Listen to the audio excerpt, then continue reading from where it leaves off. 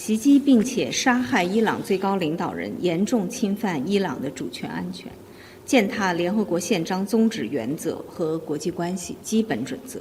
袭击并且杀害伊朗最高领导人，严重侵犯伊朗的主权安全，践踏联合国宪章宗旨原则和国际关系基本准则。中方对此予以坚决反对和强烈谴责。我们敦促立即停止军事行动，避免紧张事态进一步升级，共同维护中东和世界的和平稳定。美国和以色列未经安理会授权对伊朗发动军事打击，违反国际法。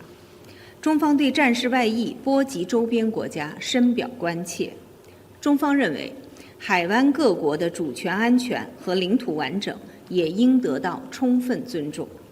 我们敦促各方停止军事行动，防止战火进一步蔓延。中方赞赏海合会特别外长会强调，对话和外交是克服当前危机、维护地区安全的唯一途径。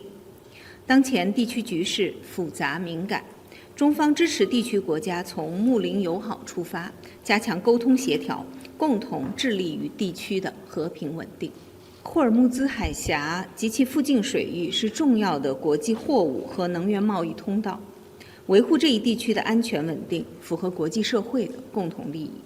中方敦促各方立即停止军事行动，避免紧张事态进一步升级，防止地区局势动荡对全球经济发展造成更大的影响。Kecepatan informasi dan akurasi data adalah komitmen kami. Satu langkah lebih dekat, satu langkah lebih terpercaya. Saksikan Sapa Indonesia Malam di Kompas TV Channel 11 di televisi Anda.